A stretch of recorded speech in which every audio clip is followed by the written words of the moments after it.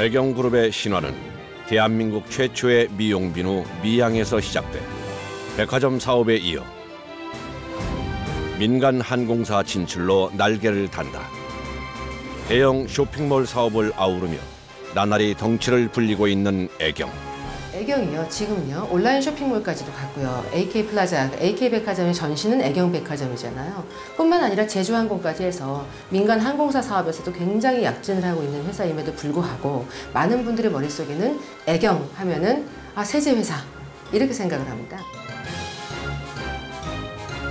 한국 주방세제의 역사 그 자체인 애경 트리오. 그 밖에 애경의 친숙한 상품들은 대한민국 팔도강산, 조그만 슈퍼마켓 매대 구석구석까지 서민들의 생활 깊숙이 파고든다. 세제가 나올 때 거의 혁명과도 같은 거였습니다. 연탄재라든가 풀잎을 태워 만든 재라든가 아니면 모래라든가 그 지프로 그릇을 땄던 정말 그런 열악한 그 주부들의 환경을 일시 혁신시켜주는 뽀독뽀독한 어떤 느낌을 줄 정도 그릇을 땄고. 한국의 위생혁명을 불러온 애경이 굴지의 대기업으로 크기까지 그 중심에는 애경을 이끌어온 총수, 위풍당당한 여장부 한 명이 있다. 암탉이 울면 집안이 망한다. 그다음에 그릇과 여자는 밖에다 내놓는 게 아니다.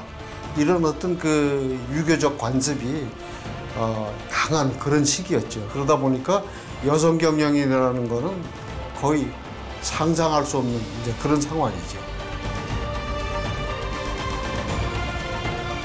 당시 사회에서 찾아보기 힘들었던 대기업의 여자 총수, 장영신의 드라마틱한 도전.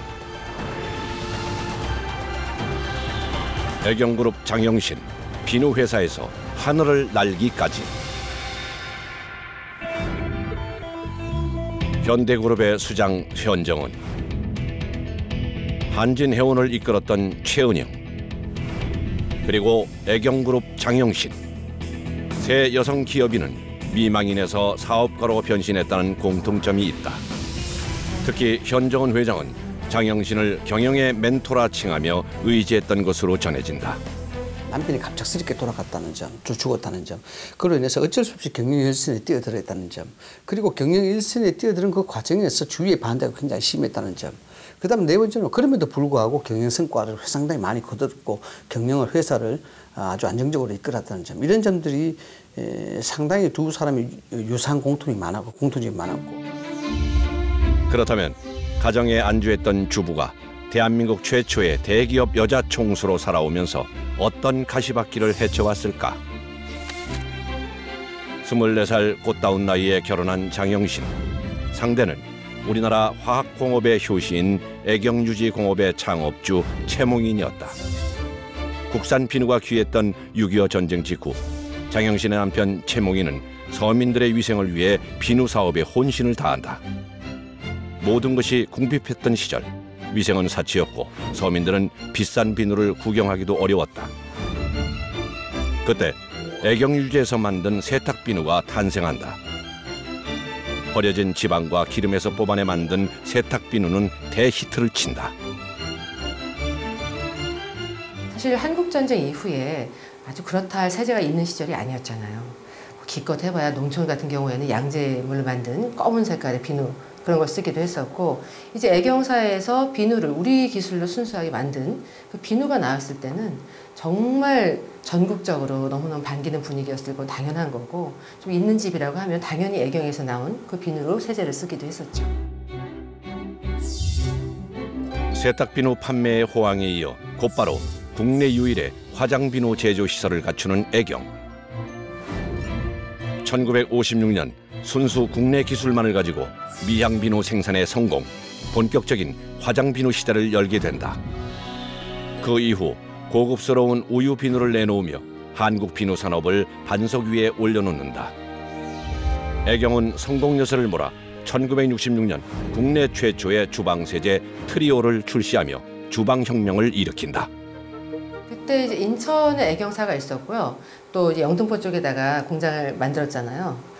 인천에서 영등포까지 왔다 갔다 하는 화물차의 거의 대다수는 애경에서 만드는 비누를 싣고 다닌다라고 얘기할 정도였다고 하고 25만 개 정도를 만들었는데 그게 거의 뭐 불티나게 다 순식간에 팔렸다고 하니까요. 폭발적인 반응이었다고 생각하시면 될 것 같아요. 그러나 행운과 불운은 번갈아 오는 것일까? 1970년 장영신의 남편 최몽인이 심장마비로 세상을 떠난다. 막내 아들이 태어난 지 사흘째 되던 날, 남편의 비보를 전해들은 장영신. 갑작스러운 남편의 죽음을 받아들일 수 없었다. 몸과 마음을 추스르기엔 너무나 큰 충격과 상처였기에 그녀는 아무 말도 할 수 없었다. 순식간에 내 아이를 홀로 키우게 된 미망인. 그때 장영신의 나이는 34살이었다. 자서전에 의하면 눈앞이 깜깜할 정도였다. 뭐를 해야 될지 모르겠다. 더군다나 애가 4명이나 있었지 않습니까? 막내 최승석을 놓고 바로 돌아가셨으니까. 이 돌아가시고 난 다음에도 바로 심장마비로 죽었다는 사실을 며칠 뒤에 알지 않습니까? 그것도 신당동의 신부한테 이야기를 듣고 이제 하늘이 이제 무너져 내리는 걸 슬픔을 느꼈다. 실제 애들을 보면서 제 애들 내가 어떻게 먹여 살려야 되냐 이 걱정을 많이 했다 그래요. 남편의 갑작스러운 죽음 앞에 남겨진 아내와 네 아이들. 장영신은 세상과 마주할 용기조차 나지 않았다. 그러던 어느 날 큰아들의 한마디가 장영신의 책임감을 깨닫게 만든다. 3남 1녀의 어머니로 남편의 목까지 채워야 한다는 것을. 살림만 하던 주부 장영신은 그렇게 세상 속으로 나오게 된다. 스스로 이 현실을 어떻게 해야 될지도 모르는 그런 상황으로 지내고 있을 때 큰아들이 불과 10살 남짓이었는데 엄마에게 이런 얘기를 했답니다. 학교 앞에서 장사를 해도 되니까 엄마 힘내자 이렇게 얘기를 하는 아들의 모습을 보면서 내가 이 아이들을 잘 양육을 해서 남편이 어렵게 일군 이 회사를 잘 만들어서 내 아이들에게 물려줘야 되겠다. 이런 각오로 엄마의 힘으로 남편의 뒤를 이어받을 수 있었다 이렇게 얘기를 하는데요. 경영에 참여하기로 결심한 후 장영신은 아무도 모르게 낙원동의 격리학원에 다니기 시작한다. 타자에서부터 부기까지 돈 액수를 읽으려면 동그라미 수를 하나하나 세야만 했던 아줌마가 경영에 첫 발을 내딛기 시작한 것이다. 그리고 마침내 1972년 7월 첫 출근한 장영신. 식구들을 먹여 살리기 위해 여공들의 땀과 눈물이 얼룩졌던 그 시절, 여성에 대한 차별이 유난했던 그 당시, 회사 내 간부들은 장영신을 오너로 인정하지 않았다. 심지어 경영에 참여하고 있던 몇몇 임원들은 회사를 떠나기도 했다. 그 당시 이제 장영신 회장의 큰 오빠, 작은 오빠가 이 애경유지의 사장, 상무 이렇게 이제 있었어요. 막내 동생이 이 경영하겠다고 나서니까 처음엔 말리도 안 되니까 나중에 네 맘대로 하라 그러고 그냥 나가버려요.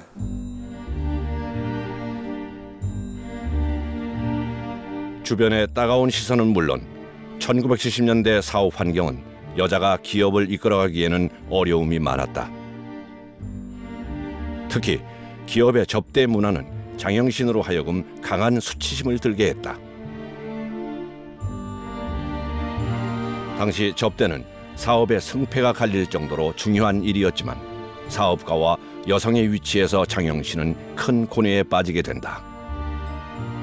특히 힘든 부분은 아마 접대 부분이었을 겁니다. 기업을 하다 보면 지금이야 많이 문화가 좀 달라지긴 했지만 70년대 초반, 중반 이 무렵만 해도 기업에서 접대를 얼마큼 잘했느냐가 어떤 일을 성사시키는 데 관건이 되기도 한다고 했을 정도니까 아마도 그것이 여성의 힘으로는 좀 힘든 부치다 이런 생각을 할 정도로 좀 많이 힘든 상황이 아니었을까 싶은데요. 하지만 장영신에겐 머뭇거릴 여유조차 없었다. 비누와 세제 시장에서 생활용품 기업들의 애경을 향한 추격전이 시작된 것. 상대는 럭키화학과 동산유지. 애경을 표적으로 후발주자들의 본격적인 맹추격. 24시간 공장을 가동하며 애경과 경쟁업체 간의 사활을 건 레이스가 시작된다. 애경을 위협하는 제품들이 속속 쏟아져 나오는 상황. 비누라는 게 비교적 보면 제조 과정이 복잡하지 않아요. 그 누구든지 만들 수가 있어요. 사실은 그 우지만 있으면. 이제 그러다 보니까 국내에 엄청나게 많은 비누 공장들이 있었어요. 럭키화학이 선두주자고, 그 다음에 이제 두 번째가 이제 애경이고. 장영신은 승부수를 던진다. 울산공업단지의 애경유화의 전신 삼경화성을 설립하며 비누, 세제의 원재료를 직접 생산하기에 이른다. 산업시설 장소로 지정돼 공장에서 박정희 대통령을 마주하게 된 장영신. 박정희 대통령은 당시 유일무이했던 여성회장 장영신의 사업에 각별한 관심을 보이기도 했다. 그 이후 자신감을 얻은 장영신은 화장품 사업에까지 발을 넓히며 사업 영역을 확대, 애경의 위상은 더욱 높아져 갔다. 1980년대 들어와서는 약 한 경영을 맡은 지 한 10여 년 지난 후에는 계열사가 무려 18개, 20개에 육박할 정도요. 그렇게 됐었고, 사업 영역도 굉장히 과거의 어떤 경소비재, 비누업이라든가 유통업이라든가 이런 쪽에 머물러 있다가 상당히 중공업 쪽으로도 진출한단 말이에요. 1950년대 생활용품을 기반으로 70년대엔 기초화학을, 80년대 들어서면서는 다각도로 사세를 확장시킨 애경. 국민소득의 향상으로 소비가 늘자 새 사업 구상에 몰두한다. 전국적으로 부동산 가격이 들썩이던 시대, 기업들은 부동산에 경쟁하듯이 나섰다. 돈이 될 만한 지역의 땅을 사서 부동산 개발에 집중 투자한 것이다. 애경 역시 부동산 개발을 염두에 두는데, 때마침 미국 유학을 다녀온 장남 최영석이 백화점 사업을 제안한다. 본격적으로 유통사업에 뜻을 둔 것이다. 소비 욕구가 커지고 소득 수준도 굉장히 높아지면서 백화점이라는 새로운 문화가 물론 그 이전부터 1960년대부터 이제 백화점이 아주 그 중요한 어떤 유통 체인이었습니다만은 1980년대 들어와서 특히 우리나라 대기업들이 대거 백화점 시장에 진출하는 그런 현상을 보였거든요. 이미 신세계와 롯데를 비롯해 대기업과 중소기업까지 백화점 사업에 진출하며 시장은 포화 상태에 이르렀다. 따라서 애경의 백화점 사업 진출은 그 누구도 성공을 장담할 수 없는 상황이었다. 진출에도 경쟁력이 문제였다.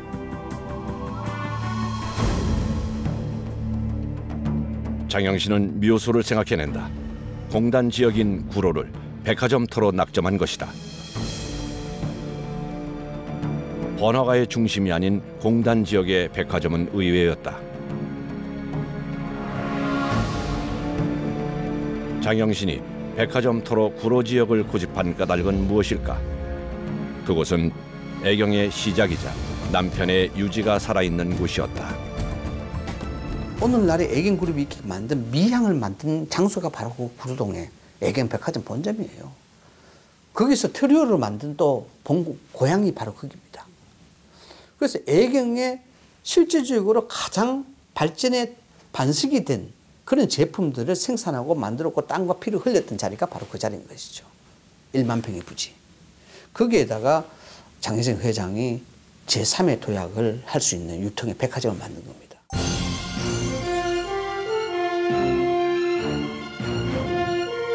우려와 기대 속에 1993년 애경 백화점이 오픈한다.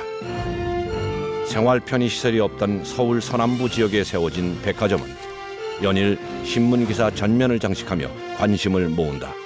장영신의 안목이 적중했던 것이다. 구로 일대에 첫 백화점이 생기자 웃지 못할 일들이 생긴다. 따뜻한 물이 나오는 백화점 화장실에서 몸을 씻고, 김장철 즈음엔 화장실에 배추를 가져와 소금에 절여가는 고객까지 갖은 에피소드가 속출한다. 당시 백화점의 깨끗한 화장실은 지역 주민들에게 신세계였다. 직원들은 백화점 이미지 하락을 우려해 고민을 호소했지만 정작 장영 씨는 직원들의 하소연에 의연한 태도를 보였다.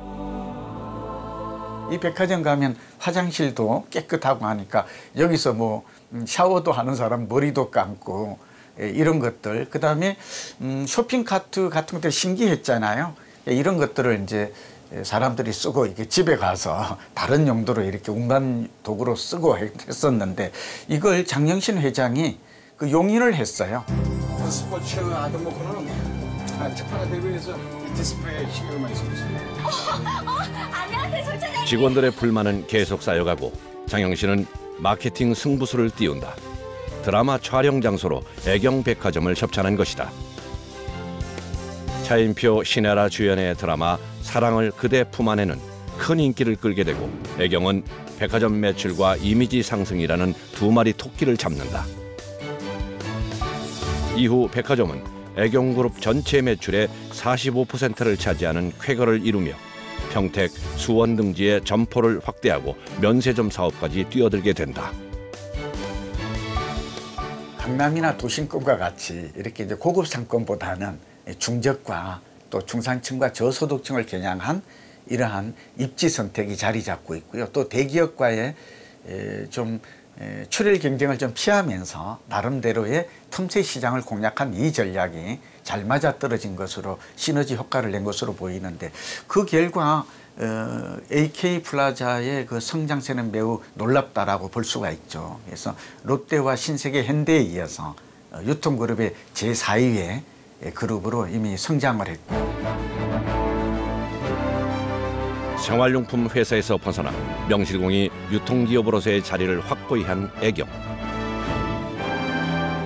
대기업 회장으로 카리스마가 절정일 때 장영신을 향한 정치권의 러브콜이 오기 시작한다. 여성 CEO로서 독보적인 역할을 해내는 장영신의 능력이 필요했기 때문이다. 새천년 민주당 구로울에 출마한 장영신. 여성 의원 숫자가 지난 15대 총선에 비해서 2배 가까이 늘었습니다. 16대 국회의원으로 정치에 입문한다. 장영신 회장은 독특하게도 그 당시 명문 중고등학교를 나와서 미국에서도 유학까지 마친 말 그대로 여성 엘리트 출신인데 기업을 성공시켰으니까 김대중 대통령이 저런 여성이 우리 당에 들어온다면 굉장히 큰 파괴력을 가질 수 있겠다, 이제 이런 생각을 하면서 적극적으로 영입을 했던 것이죠. 그러나 장영신의 정치 인생은 1년 만에 막을 내리게 된다. 당선 후 한나라당에서 제기한 불법 선거운동 의혹에 대해 대법원이 선거 무효 판결을 내린 것이다. 장영신 회장은 엄청난 이제 인생의 회한을 느꼈죠. 지금까지 자신이 쌓아왔던 모든 인생 역정이 기업으로 활짝 꽃이 피었는데 그 정치인 인생 1년여의 과정이 자신의 인생 전체를 망가뜨리는 이제 결과를 빚었고, 그럼으로써 나는 더 이상 정치판에 있어서는 안 되겠다. 나는 깔끔하게 퇴장을 해야 되겠다. 이런 마음을 먹고 정치판을 영원히 떠나게 된 것이죠. 장영신이 정치권으로 눈을 돌린 사이 애경백화점의 성장은 주춤거리고 있었고 설상가상, 세제, 비누 등 생활용품 사업 또한 무한 경쟁 체제 속에서 위태로웠다. 위기의 애경. 그때 제주도에서 민간 항공사 사업을 제안해온다. 하지만 담대한 여장부 장영신도 선뜻 사업 결정을 내릴 수 없었다. 선택의 갈림길. 장영신은 또 한 번 자신을 믿기로 한다. 그 결단력의 배경엔 남편이 있었다. 재계에서 유일하게 제주도 출신이었던 남편 최몽인. 남편 장래 부의금을 제주 장학회에 기증할 정도로 제주도와는 인연이 깊었다. 당시 이제 제주도민들의 가장 고통이 이게 육지를 나다님에 있어서 항공료가 비싸다는 겁니다. 그나마도 이제 비행기가 뭐 이렇게 수시로 뜨지도 않고, 그래서 항상 이제 이 비싼 항공료가 제1의 민원이었어요. 그래서 차제 제주도에서는 도민들의 어떤 그 민원을 해소한다는 차원에서 직접 이 이제 저가 항공 비즈니스를 추진했던 겁니다. 국내 항공 시장을 양분하고 있는 대한항공과 아시아나항공. 항공 사업을 성공시키려면 기존 항공사의 협조를 받아야 하는데 이들의 텃세를 극복하는 것이 관건이었다. 다른 항공사에 비해 저렴한 항공 비용에 승부를 걸었다. 애경에게 항공은 자칫 독이 될 수도 약이 될 수도 있는 상황.